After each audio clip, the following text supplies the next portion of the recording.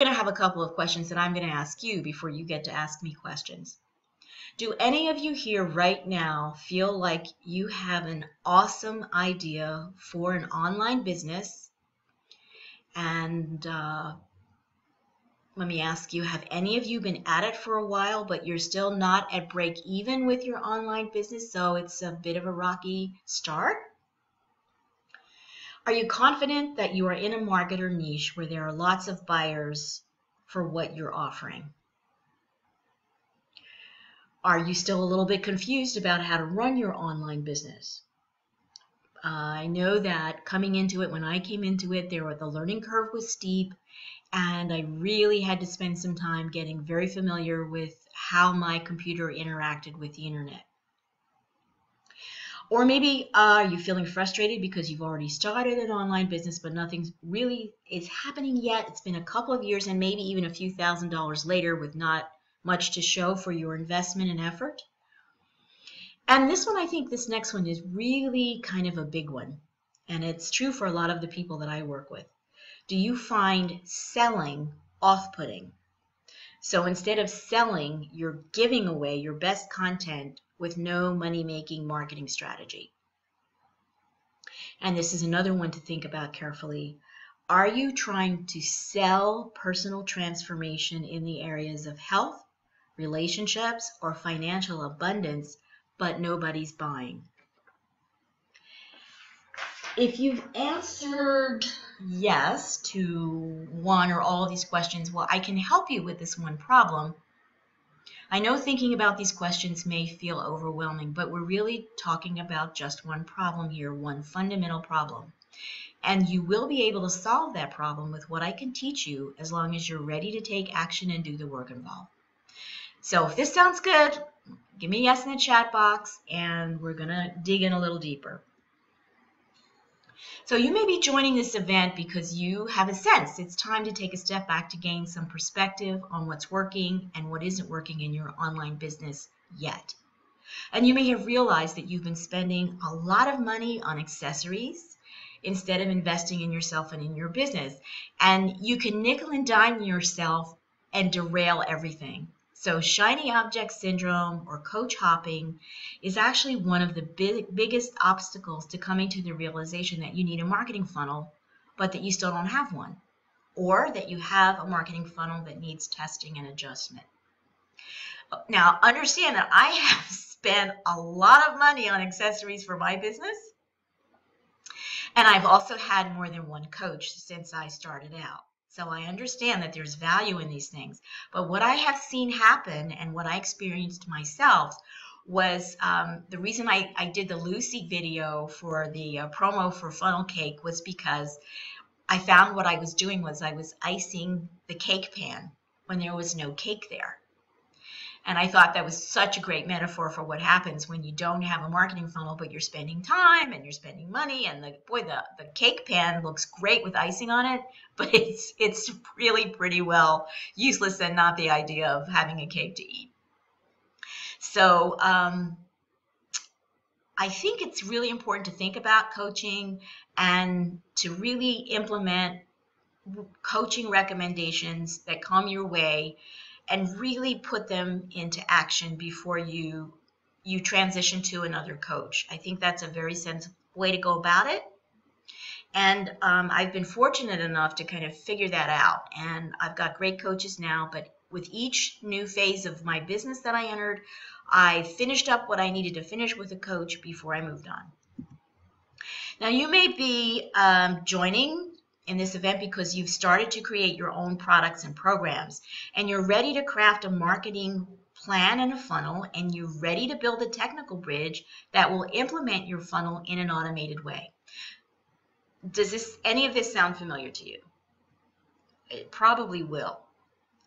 So even this, having made this much progress, can frustrate you because you become confused about which path to take, and it can impact your cash flow, and it can cause issues. So it can be really a bit rough going. You get off on a rocky start, it's a bit rough going, and I really love it when I'm working with people And we can feel it when the moment comes when you just start to get traction and lift off, and you start to, really head out there with some momentum. And again, whatever these issues are, I should be able to help you out with some of them today. So I started out with Tech Talk Cafe as a tech coach. And what was interesting after like a year and a half of the tech coaching is that I discovered there were 3 things that were holding my clients back from sharing their experience, their expertise, and wisdom in ways that were in balance when it comes to sharing and receiving. Notice I didn't say giving and receiving. I said sharing and receiving. And it's surprising to people. This little slide has a lot of importance. And the number 1 thing that can hold you back is fear. And sometimes that's just fear of selling. Sometimes it's fear of technology. Every now and then it might be fear of failure, maybe not big failure, but the kind of little dings that happen to you along the way. And sometimes it's fear of the change that will accompany success. And there are changes that happen. So number 1 is fear. The number 2 thing that can hold you back is a disconnect between what you want to offer, your passion, what really floats your boat, and knowing who your buyers are and how to connect them through your marketing funnel. And you've got to connect. What you want to offer and what they want to buy has to connect. And the number 3 thing that can hold you back is not having a marketing funnel to support your business model or concept. And this usually results in people not making a commitment to benefit from your expertise or not being willing to pay you well because they can intuitively sense that there's a hole in your business and they're probably going to end up with their foot in it. So this may actually surprise you, but the techie bits, building the technical bridge between a marketing funnel and your marketplace, actually comes more towards the end, not at the beginning of your efforts. And by this I mean, until you have a marketing funnel worked out, do you really need a website? Do you need to pay for a website that's not going to get any traffic? Do you need to pay monthly fees for an email service provider when you don't yet understand what messages to write to your list and in what order? And if you're paying for those resources before your marketing funnel is worked out, once again, you're going to be wasting more time and money. And where you want to put that money when you do have a marketing funnel is into traffic. And a lot of people miss this point. The first point is that you're missing the funnel. And then once you have the funnel, you've got to get traffic. And you are going to have to pay for that. Now, again, I can provide solutions for these issues. I've been here myself. And I've had clients that, and I was lucky because I was making money from the start. Yet, like some of my clients, I could really feel that something was missing. And I kept feeling around the edges of it, but I couldn't put my finger on it. And, it was really interesting. But the first coach that I had online was very, very good about talking about how to live your passion and all that. But he really didn't go into how to build a funnel.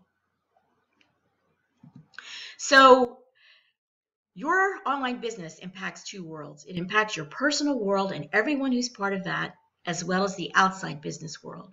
So if your online business is working suboptimally, you're not sharing your gifts, your talents, your value with the world. And when your business is operating suboptimally, not only do you not have the greatest impact in the world that you want to have, but this can also show up in our personal lives. Our families may be affected negatively, our finances, our health, our self-esteem, these are impacted too. And these are problems that I had when I started out. So if you have been finding that making money with your business idea online is overwhelmingly complicated or difficult, even though everyone says it's easy, I know how you feel because I felt this way too. I felt like there was an invisible fence between my goals and the success I knew was possible. So now if you're standing on one side of this invisible fence wondering what you're doing wrong, and you see happy, laughing people on the other side of this fence, meeting their goals, living their intention, and living as they choose, then we are on a journey together, because